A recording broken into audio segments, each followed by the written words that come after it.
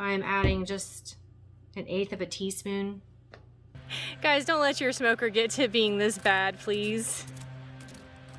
This is what not to do. Much, much better.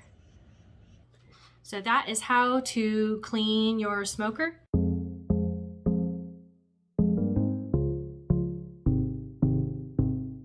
Hey everyone, my name's Alicia. Welcome to Honeybee Buzz. Today we are going to cover how to clean your bee smoker.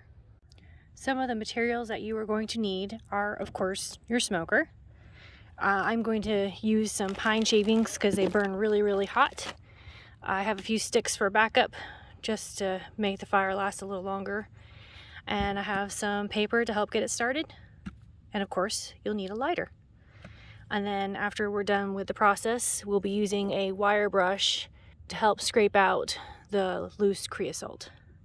You'll also need some leather cleaner for the leather portion of your smoker if you have that, and some conditioner. So this is the inside of my smoker. Here's what the lid looks like. And you can see all that stuff there. Yeah, that's all creosote. And then here on the edges of the smoker, it's really bad as well. It's not so bad down at the very, very bottom. Oh, don't focus on my finger. Because that is where it was the hottest, and so it tends to burn off there. So we are going to get rid of all of this. So some of you might be asking, what is creosote? Creosote is basically unburned wood that got hot enough to start smoking, which is perfect for us beekeepers. That's exactly what we want, but not so hot that it actually ignited or started a fire. Okay, so now that we have all the materials that we need and we kind of know what creosote is, it is time to get rid of this stuff. I'm going to take out my little tray here that helps to keep air underneath the smoker when I have it going. And basically all I'm going to do is start a fire. Get rid of the ashes that are in here already. My little tray in here.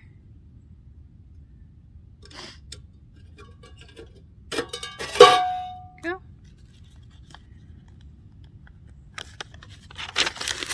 So you can use chemicals to help get rid of the creosote buildup in your smoker. I personally don't like to do that because I would rather not risk the bees being exposed to any chemicals that might still be on the inside of the smoker. We're gonna throw a little bit of paper in there.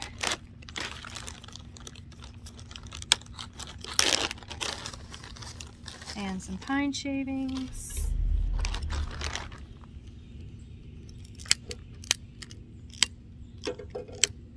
There we go.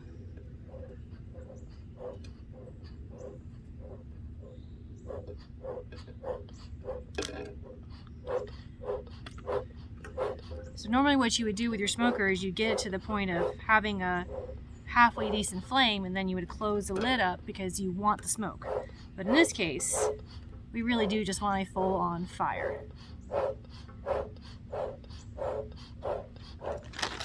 I'm going to go ahead and add a few more pine shavings because I do want this to get hot.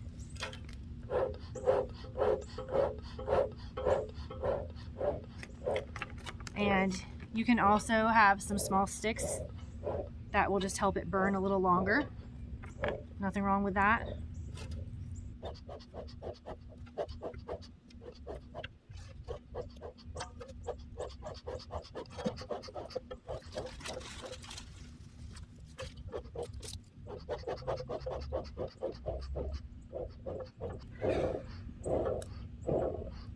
Fun with fire.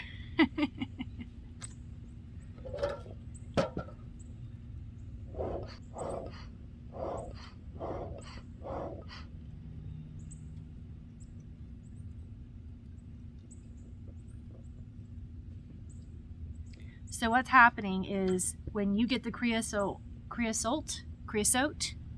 sure how to say it, I'm sorry. When you get it hot enough, it then turns into a liquid, and it's like a tar-like substance, and that is what actually catches fire. And when it does, it burns up and it's beautiful, and it's a good thing. That can be good for your smoker, not so great for your chimney. If you have a chimney fire, that's exactly what has happened. You have too much creosote built up inside of your chimney, and then it starts to melt because it gets hot enough and drip down. And when there's enough that drips down, the fire, it's like adding diesel to a fire. It just catches all of it, and then you got yourself a chimney fire. So in this case, I guess you could say we're trying to create a chimney fire on purpose.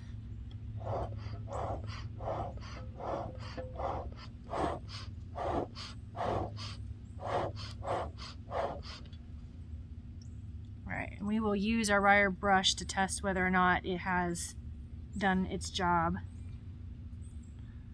As soon as the fire goes out a little bit more. Oh yeah, that's coming off nice.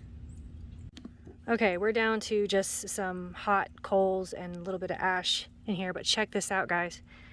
I hope you can see this. I can't at my angle here. See the creosote that's built up right there? Watch. Look at that. It just comes right off. Oh, that is beautiful. All right, so I am going to now go ahead and continue scratching all this stuff off. It's coming off beautifully. If I have a point, wow, look at that. If I have a point where it doesn't come off very well, then I will probably just burn again. And then we'll work on this part next, because we're gonna do that part just a little bit differently. Okay, so this is after. I have not scrubbed a whole lot, but let's see how much comes out here. Oh, one-handed, yes. Trying. I mean, that's a decent amount, and considering, I hate to admit this, guys, but I've never cleaned my smoker, and thankfully I don't use it a whole lot, so it's okay. But it's not good either. It knocked off a lot, and that is wonderful. Okay, so for part 2 and cleaning the top of your smoker, I forgot to add that it's very helpful to have a propane torch. Light all this on fire, and this will help burn it all up. And naturally, if you stop, see, look, that's the creosote turning to tar and burning off on its own. Actually, look at that. See it bubble in there?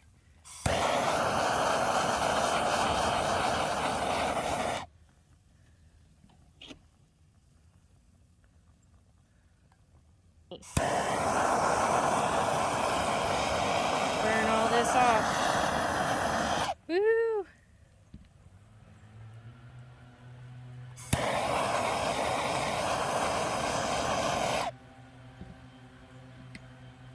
Sorry for the blower in the background. Everybody's trying to get the last of their leaves up here in North Carolina. We've had a very warm December.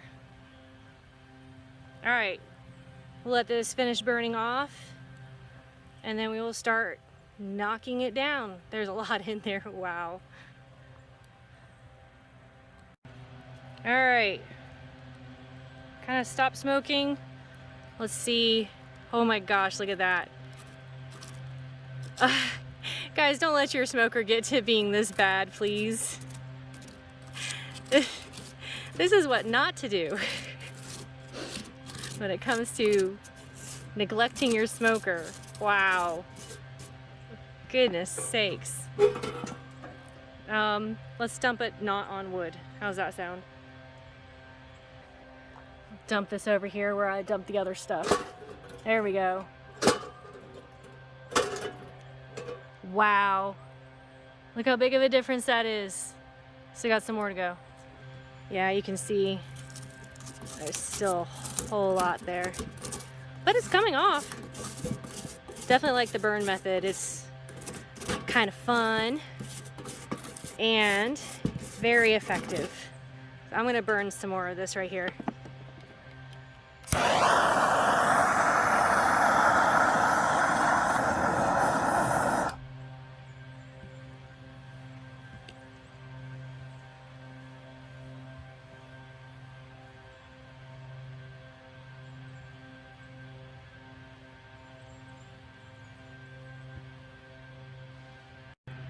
All right, let's scrape the last of it off here. Oh, that's much faster. Still very hot, right? Yeah, it's all the smoke there. We'll let it cool a little more.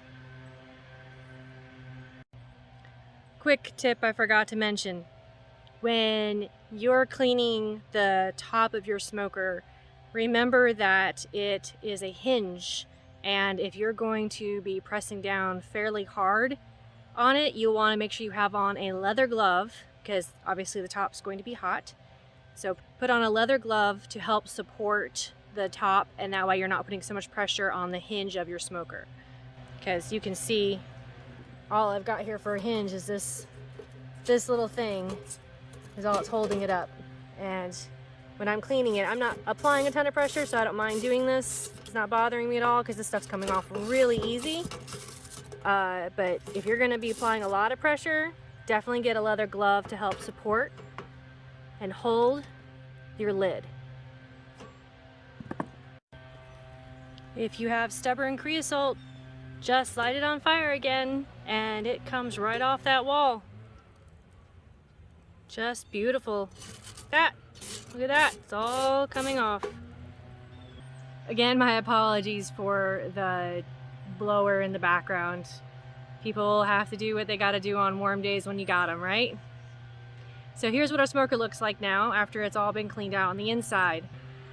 Here we go. So much better. Oh my goodness. I could actually close the lid now on my smoker, while before I could not. So much better. Yay! Okay, now we are going to address one other part of your smoker that a lot of people tend to neglect. It is the leather portion of your smoker. This needs to be cleaned up and treated as well. So I am gonna go grab some leather cleaner and some leather conditioner to help out with this. Okay, we have moved indoors because of the amount of people that were out there blowing their leaves. So, which is fine, it's no big deal. So the second part that we need to do with our smokers is take care of the leather. Do not neglect this. You don't want this to crack and fade and wear out. So I have already taken some of my cleanser, my leather cleanser, which again, I like Leather Honey. It's just a product I chose. No promo here, just what I chose. I had good reviews. We're going to take some of your leather cleanser and added, this is concentrate, so I added like a quarter of a teaspoon or a teaspoon to this mixture with just like a quarter cup of water. And then we're going to take a soft rag and we're going to rub our leather down until it's cleaned up.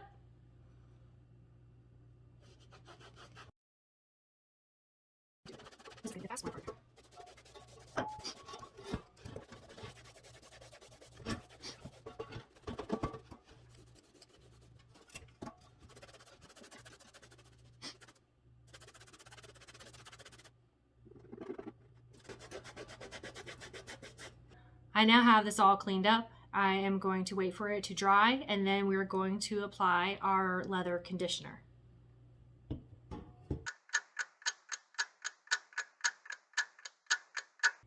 Our leather is now all dry.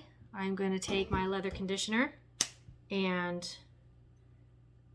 a dry cloth, which just ends nice and dry. And it says you don't need to use very much.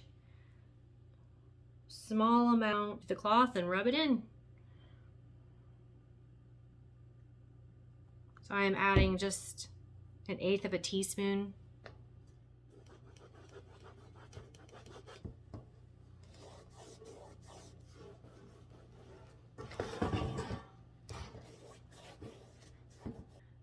So it doesn't take very much of this stuff to be able to get the leather cleaned on your smoker.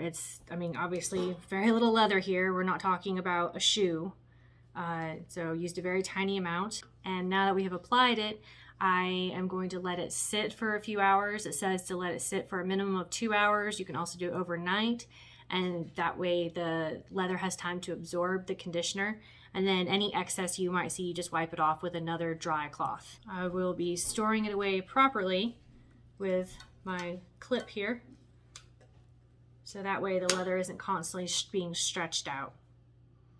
And it'll be ready to go for spring. So that is how to clean your smoker. You should be keeping busy over the winter time frame with maintaining and doing maintenance to your equipment. This is part 1 of winter maintenance for beekeepers. We just got done cleaning up our smoker and the leather. Part 2 will be taking care of cleaning our bee suits.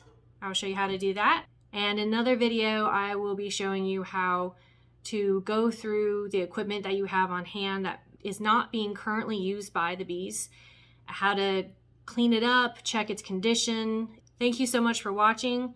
If you have enjoyed this, please click the like button down below. I hope you found it helpful, and thank you for learning with me. Have a good day. Bye. Hey everyone, my name's Alicia. Welcome to Honeybee Buzz.